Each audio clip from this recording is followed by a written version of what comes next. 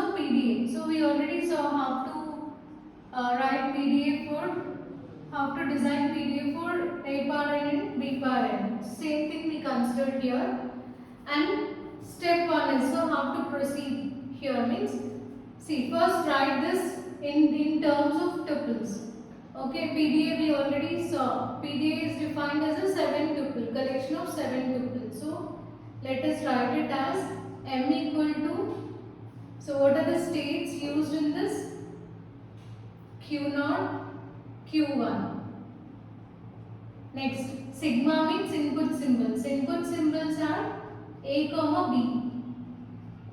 Next, delta transition function.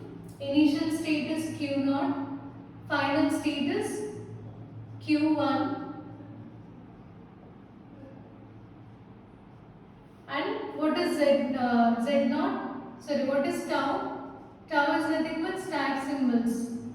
Z0, A. And initial symbol on stack is Z0. Okay, so this is how you can define PDA in terms of tuples for this language. Now, here first we'll see this CFG. CFG is nothing but it's a 4 tuple. So it can be represented as VTPS. How to represent a grammar? VTPS. V is nothing but set of non-terminals. So let us write non-terminals first. So start symbol yes, and then here you need to write this in square brackets.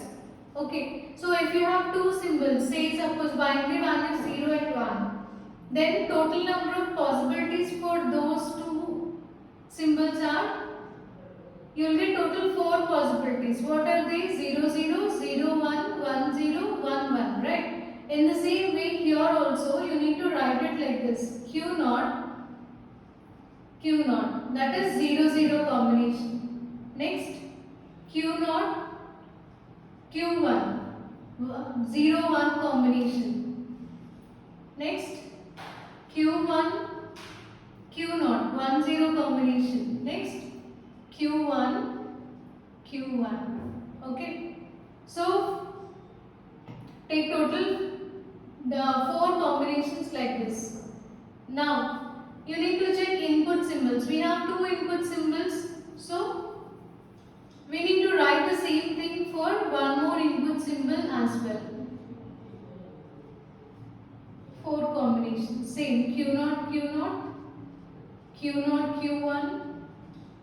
Q1, Q0, Q1, Q1 for these 2 input symbols. So now take input symbol A, first one, write A in between. So this is first set. For second set of element, that is Z0. So write Z0, Q0, Z0. Okay, so this is your non-terminals. Next, terminals can be defined as they are the input symbols A, B. Next, P, production rules. So first let us define start symbols. So start symbol means, so here you can write it as S derives Q0 and top of the stack is Z0, Q0 and then Q0, Z0, Q1. These are the start symbols. Okay. Now we'll see how to solve. So how to convert the given PDA into CFG. So for that, again, so first make a note of this. So I think this process is clear to you. Okay. First we just wrote this PDA in terms of tuples, and then the grammar is defined like this. Okay, as we have 2 symbols here, write it, take it as 2 terms 0 and 1, and write the combinations as 0, 0, 0, 1, 1, 0, 1, 1. So this is for first element. Similarly for second element also you need to do the same thing. Next, write terminal symbols which are input symbols, and then we have two productions, okay, which are defined as start symbols like this. So Q0, Q0, Q0, Q1, and top of the start is Z0. Next, after this, so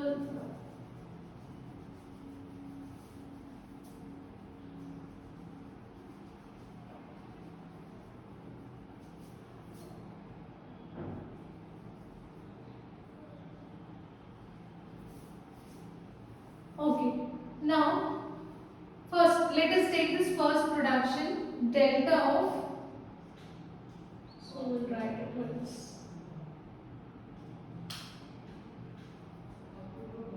Delta of Q0 A Z0, which is equal to Q0 A Z0. Okay, so let us solve this one. Here we have two symbols. Okay, you need to write 4. Take 4 square brackets like this. Okay. Now, in this, first we have Q0. So place this Q0 in all the positions. Q0, Q0 in all 4 places. Okay. Next. Next it should be Z0. So Z0 should be placed in the middle. Q0, Z0.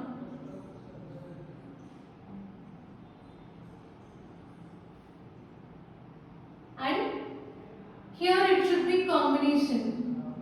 So take 2 Q0s and 2 Q1s.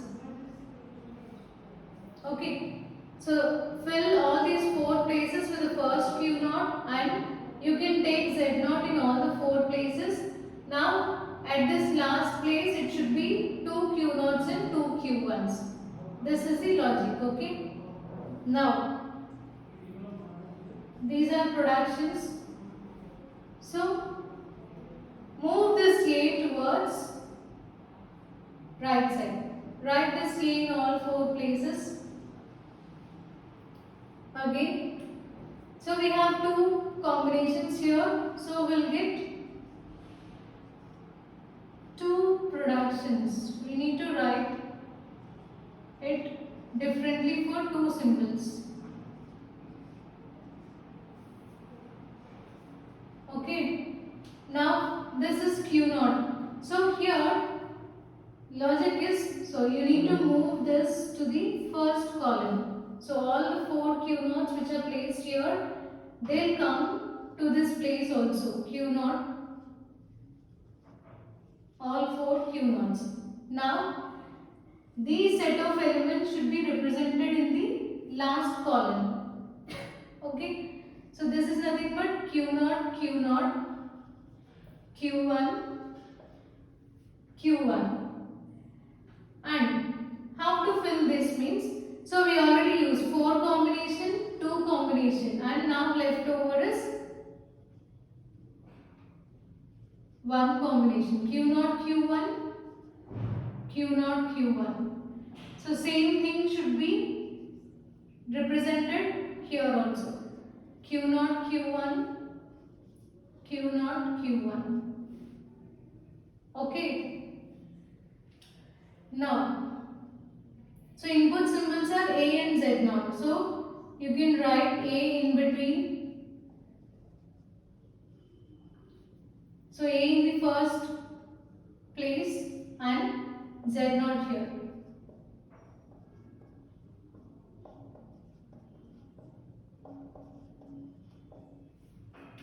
Okay.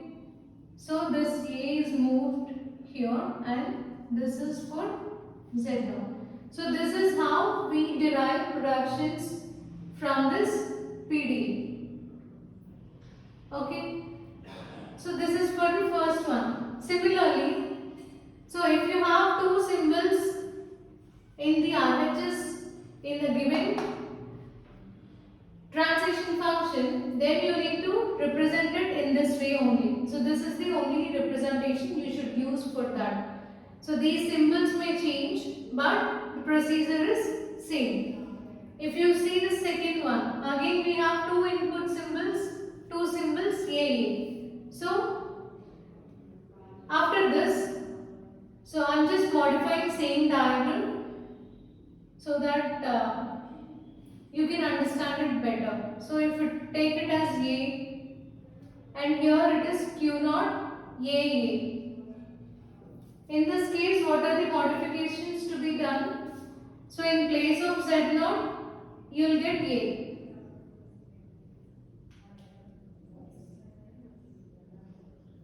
Similarly, change all places like this.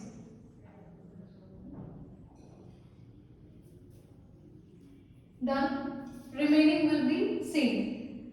So again here also A only. So this A is also common, and here we have Q naught. This Q naught is also common. This first A is common, and coming to this should be changed to A because second input symbol is also A in this case. That's it. Okay. So this is how. See, if you get this answer, then you can easily find grammar for the second transition also. So that those are the small changes which are done. Next we'll see other part. So that is Q naught BA. How to write this one? Delta of Q naught BA equal to Q1 comma epsilon. So here we have only one symbol, that too epsilon. So if you have epsilon in the RHS, you will get only one production. Okay, so write it like this. Only one symbol. So here no need to write this also. So initial state is Q naught, and here you need to move A, and then this is Q1. A should come in the middle and this state should come here. What else? And this B should move to the RHS. So this is B. Okay, that's it. This is over. So if we have, listen again, if we have epsilon in the RHS of the production of the transition function, then you will get only single production. So first this state will be the first initial state which we write in the first place, and this location should be equal to the next state, that is Q1, and move this A to the middle. So just like previous case, here B will be moved here, and as we have epsilon here, no need to write anything in RHS. So this is for third production. In the same way you can write for fourth and fifth also. How to write for fourth? So take delta of Q1 BA equal to Q1 comma epsilon. So that can be written as, so take this first one Q1 and move this A. So you will get A. Next, move this so that you will get B here. Derives. So middle symbol in this first one should come here, that is D. So this is the production. This one also done, and then last one. So that can be written as delta of Q1 comma epsilon comma Z naught equal to Q1 comma epsilon. So write this one Q1, write it as it is. Next it should be Z naught. Next Q1. And here moves to this side. This is epsilon.